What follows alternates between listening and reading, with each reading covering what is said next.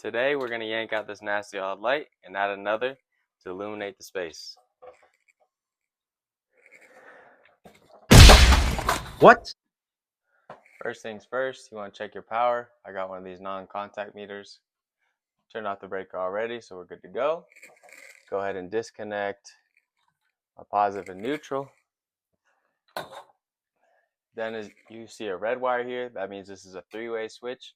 I've got a switch upstairs and at the base of the stairs, and that's going to allow me to control this on my way down. So I'm going to disconnect all the wires here because I'm going to change the wiring. So let's pull this off here.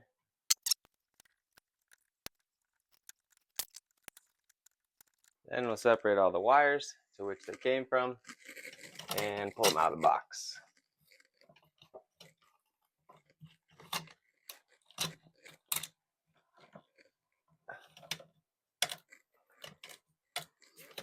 Since we're putting new lights, we won't need this old box anymore. We're just throwing in the LED, those little halo flush mount LED ones. So in this case, we will not need this old work box. So we're just going to measure the length of this entire hallway. The total length we got is 142, so we're going to find out where the placement is. Do a little math, divide that by 3. That gives us 47 1/4. So I'm going to go over here, mark my first bay, then come back off this wall and mark my second bay.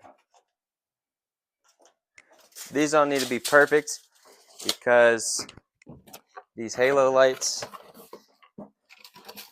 they've got a little bit of play with them, meaning that you want to mount it close and then it's got a little bit of a room to extend it. So we're going to measure the width. We got 36 inches, half of that's going to be 18. So we're going to mark in our bay 18 inches.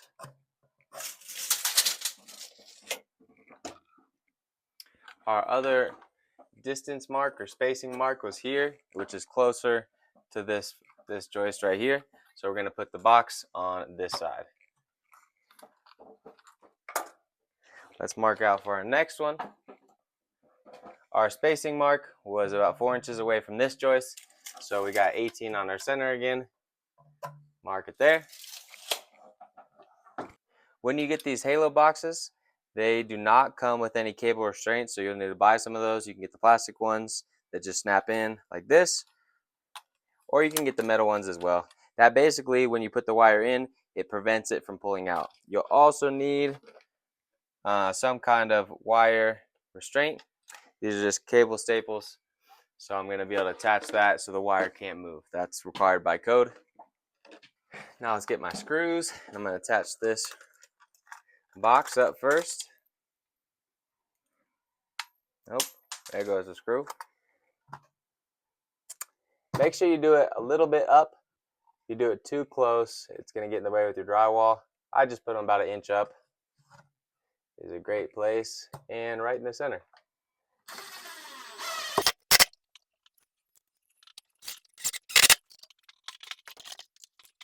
Another thing to note about these boxes is note the orientation that the door opens. They got a little switch in there, and that can help you switch the colors of the lighting from bright white to a softer white. So make sure you're able to access it later if that's something you'd want to change. Before y'all come after me in the comments, the wire restraints I have do say they can go up to 2 14-2 wires.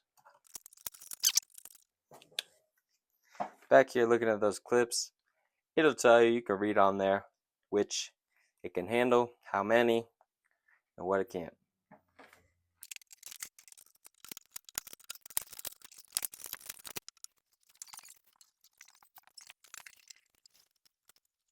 The main difference in a three-way switch is that you have a common power and 2 traveling wires that carry power as well. So I like to think about it as a top and bottom wire that are totally separate because I got 2 wires.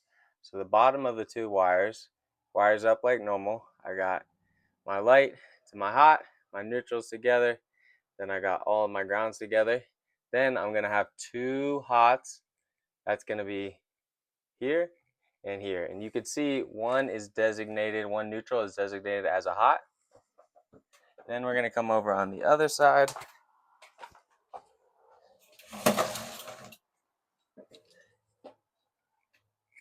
And you're gonna see similar.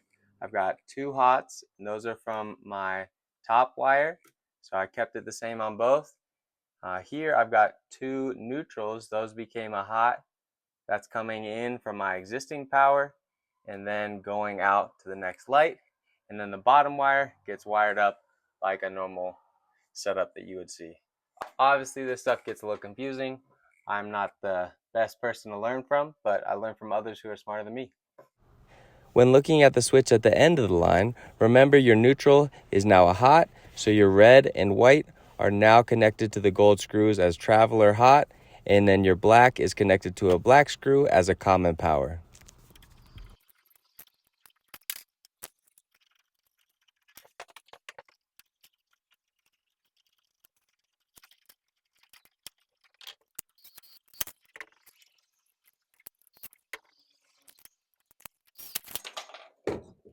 Okay, so by the end of this, I've got one of my three-way hots here, three-way hot on the other side, and then I've got my main power coming from the source down on this side.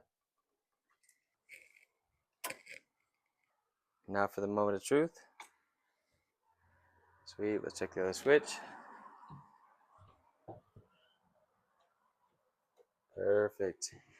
If you like this home renovation content, follow for more.